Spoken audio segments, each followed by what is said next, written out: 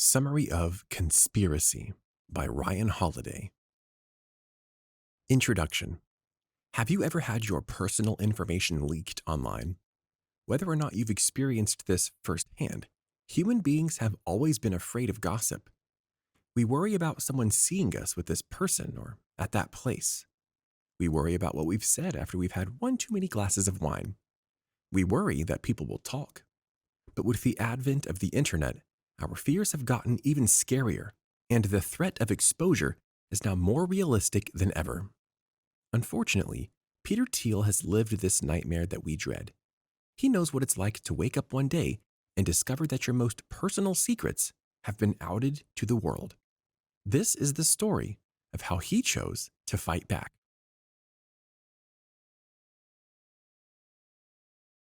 Chapter 1. Thiel's privacy was violated. Peter Thiel is gay. Who cares, right? Not a big deal. Except that if being gay is a part of your identity, it can sometimes come with some unfortunate consequences. You might face discrimination, for example, and feel pressured to keep your sexuality a secret from friends, families, or business partners. And while some people have the freedom to be openly out, others don't have that luxury. So that means that each individual has exclusive rights to come out when and how they want, sharing their story with who they want. In fact, there is absolutely no situation where it is okay for someone to out another person or share their story without their permission. But that's what happened to Peter Thiel, because one morning in 2007, Peter woke up to see a blog post published by Gawker Media, a blog post that was entitled, "Peter Thiel is totally gay, people." In that moment, Peter's most personal secret had been outed, not just to a family member or an acquaintance, but to the entire internet. And although this would be a traumatizing moment in the life of anyone who's gay, for Peter, it constituted an additional, unique tragedy. Because Peter was the founder of PayPal, and as the article itself states, the clubby ranks of VCs are mostly straight, white, and male. They instinctively prefer entrepreneurs who remind them of themselves. At best, it's a wrong-headed sense of caution. At worst, it's prejudice with a handy alibi. So, even if you don't consider the fact that Thiel is a fiercely private person by nature, he clearly had a lot of professional reasons to keep his sexuality a secret as well. The fact that the article acknowledges that serves only to damn its author because it means that they knew the risks Thiel might face if exposed, and they deliberately outed him anyways.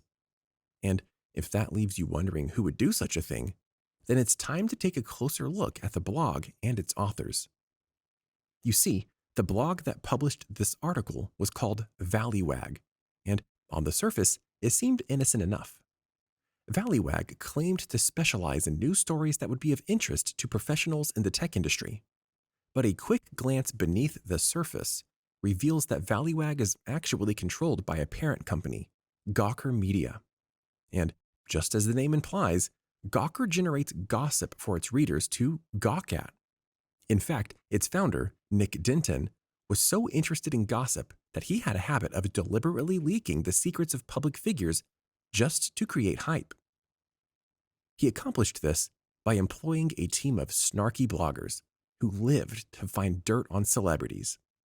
Denton promoted exposing his targets through crafting the most venomous gossip column on the net and rewarded his bloggers handsomely for their cooperation. And although we might look at Denton's behavior with disapproval, wondering how someone could get away with that or why anyone would support him, the shocking truth is that he cultivated a wide readership almost overnight. In fact, people enjoyed his exposés so much that by 2005, he could boast $120,000 in monthly revenue alone. By 2012, that figure had soared to a whopping $40 million. And given that he usually went after celebrities, wealthy public figures, or major corporations, it's highly likely that Denton thought nothing of going after Peter Thiel. After all, even though PayPal is a big deal, not many people know Peter Thiel's name. Not enough for Denton to expect much in the way of backlash, at least. But as we'll see over the course of the next few chapters, he was gravely mistaken. Chapter 2. Does controversy make for bad journalism? As a general rule, the answer to that question is no. A skillful journalist can easily start a conversation that encourages people to weigh in on controversial issues without going too far or causing damage. But because Denton had a vested interest in actively causing damage, he frequently pushed ethical boundaries in an effort to dig up dirt on his latest victims. And this was the case with his story on Peter Thiel as well. That's why the author observes that we must keep Denton's questionable research practices in mind, in addition to considering the political climate at the time as we consider the impact of Denton's actions. Because although the world has become a much more inclusive place as of 2020, that wasn't the case in 2007. In fact, many states didn't even recognize gay marriage or civil partnerships at the time. And executive orders banning discrimination based on sexual orientation or gender identity were a brand new and novel thing. So, in addition to the invasion of his privacy and the potential repercussions of his professional life, Thiel had also been outed in an era that was still overtly hostile towards gay people. Is it any surprise that he was angry? Can you blame him for taking it personally? You certainly couldn't when, just a few months later, Gawker posted another article, this time publishing clandestine snapshots of Thiel and his boyfriend, along with salacious rumors about Thiel's sex life. No one wants the details of their sex life being splattered all over the internet, and especially not when you're the CEO of PayPal. But although Thiel might have felt like it was a personal attack on him, the truth is that this was pretty standard behavior for Denton and his team of bloggers. Their personal feelings towards a target had less to do with their campaigns than their desire to get the media buzzing. But even though it might have been nothing more than business to them, the problem was that their business was comprised of other people's lives. And Thiel wasn't okay with his life being ruined. After learning more about Gawker and its fast and loose relationships with ethics, Gawker was proud of leaking stolen material like illegally obtained celeb sex tapes. He started referring to them as the MBTO. His clever little acronym stood for Manhattan-Based Terrorist Organization. And he based this label off the fact that, in addition to ruining their victims' lives, Gawker hid behind freedom of speech laws and journalistic protection to avoid the prosecution they so richly deserved. But Thiel wasn't going to let them get away with it.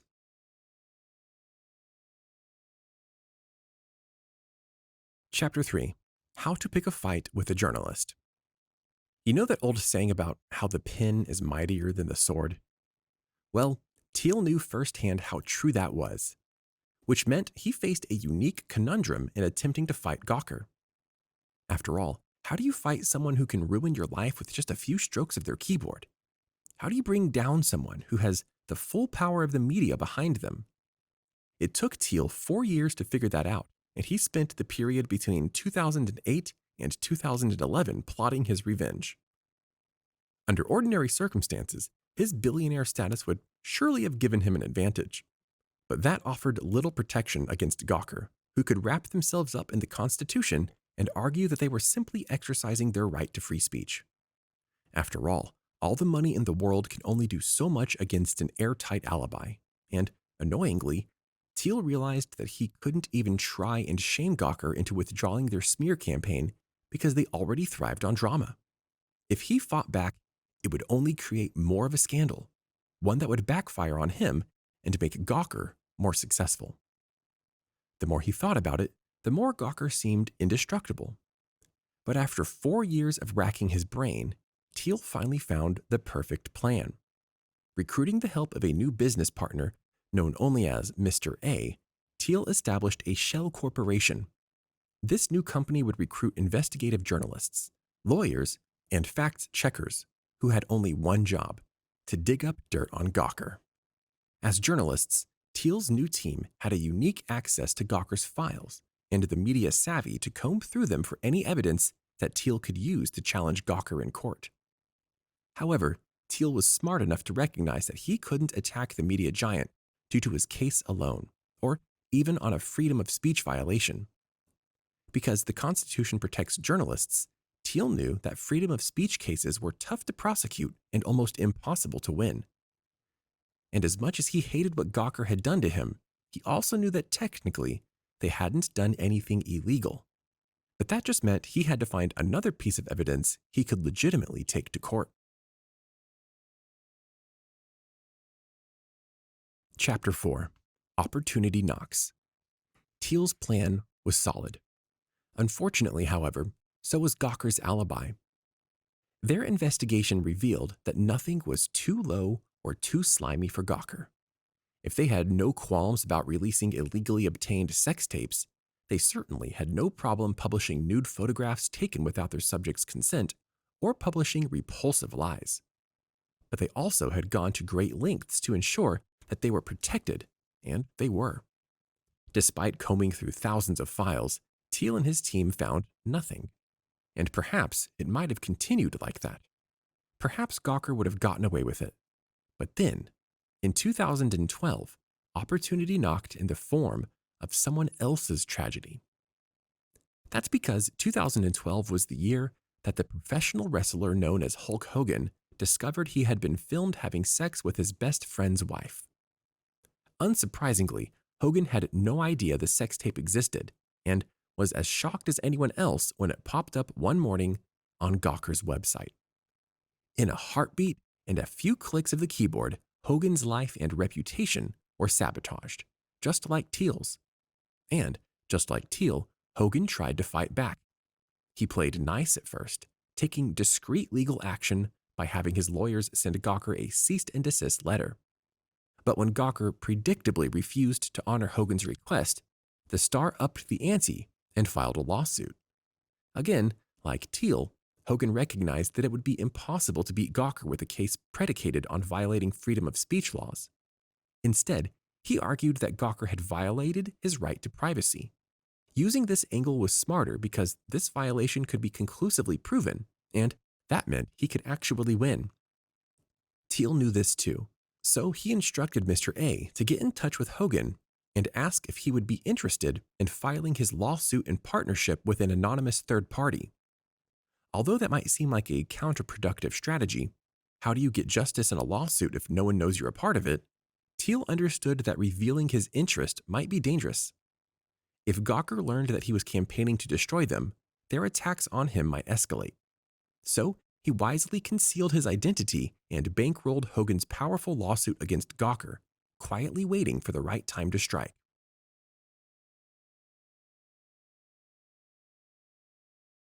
Chapter 5. Pride Goes Before a Fall. In Gawker's case, this old adage from the Bible proved dangerously true. Because even in the face of Hogan's lawsuit, Denton wasn't too concerned with the attack on his company. He had certainly pissed off more than a few celebrities in his day, and he had come out unscathed every time. In fact, for Denton, another lawsuit was about as routine as changing your socks.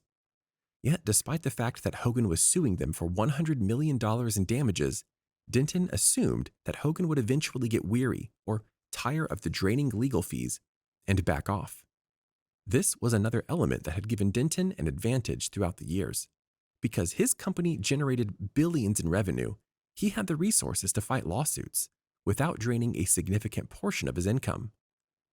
His opponents, however, even those who were millionaires, couldn't match his untapped billions and often backed out due to the financial strain.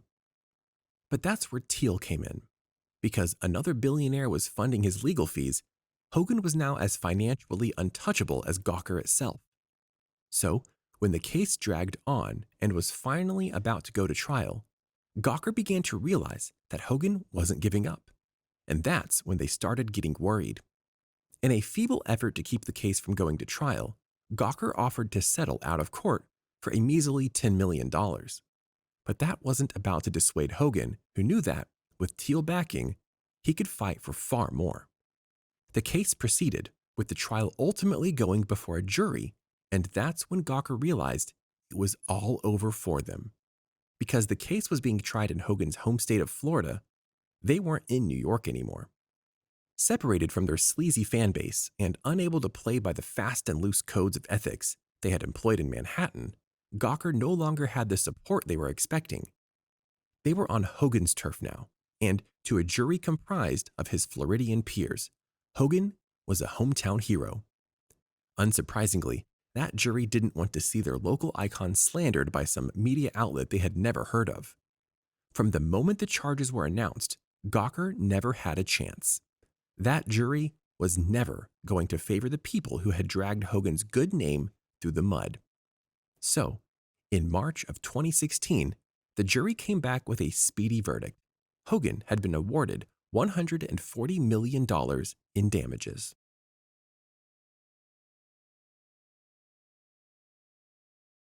Chapter 6. Gawker's Collapse. Gawker might have had the funding to bankroll an expensive lawsuit, even one that dragged on for a while, but they didn't have the capital to fund that lawsuit and a $140 million settlement. Financially crippled by the damages, Gawker had no choice but to fold and declare bankruptcy. They were out of business for good. In light of that, you might be tempted to say all's well that ends well, right? Hogan and Thiel got what they wanted. Justice was served, and Gawker's reign of terror had come to an end. But the story actually doesn't quite end so happily. Because Thiel had managed to maintain his secrecy during the trial, but now, flush with victory, the temptation to shout it from the rooftops was too much for him. And even though he only told a few close friends at the beginning, it wasn't long before the story took on a life of its own, becoming international news. But even that doesn't sound so bad, right? Sure, it's a new influx of media attention, but it could hardly be negative. Surely the media and the American public would hail Thiel as a hero. Except they didn't. Even though the public, and the press in particular, weren't fans of Gawker, they were suspicious at Thiel's involvement in the scandal. Suddenly, Gawker was recast as the underdog, an independent media outlet willing to be controversial when no one else would challenge the status quo. And, by contrast, Thiel was suddenly configured as a billionaire with a vendetta who attacked free speech for his own personal gain. In light of Thiel's lie of omission, the public no longer cared about Gawker's attack on him or the violation on his privacy. All that mattered was the impression that they had somehow been deceived. Thiel understandably was wounded by the unexpected twist in public opinion. He thought he had done the right thing for himself, for Hogan, and for everyone else who had been the victim of Gawker's smear campaigns. He considered himself a hero, and, in the author's opinion, Thiel was more than justified. Although he might not have been upfront about the identity of Hogan's benefactor, he didn't do anything illegal. And, unlike Gawker, he didn't even do anything slimy or unethical. He simply concealed his identity to preserve the integrity of Hogan's lawsuit and ensure that an unethical company was taken down. But when it comes to cases like this, everyone has an opinion. Everyone seems to have their side of the story or their own version of what they would do in Thiel's shoes. So, what do you think? Was Thiel right to go after Gawker? Was it okay for him to hide his involvement in the lawsuit? Is it okay to conspire against somebody else when you're doing it for the right reasons? You decide.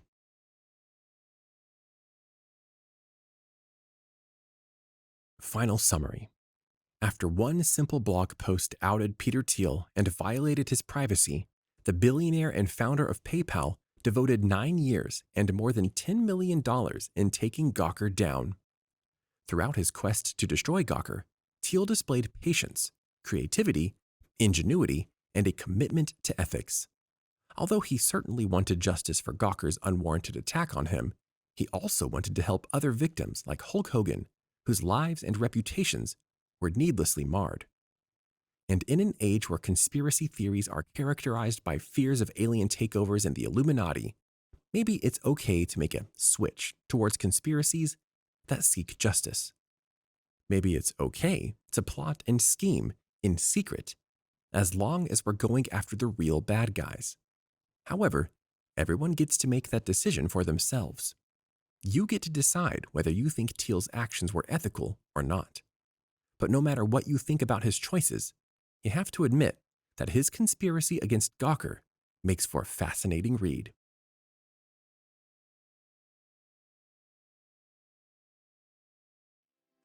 Did you like this audiobook summary? Click the like button now to support our channel and click subscribe if you want to get notified each time we post a new free audiobook summary on YouTube.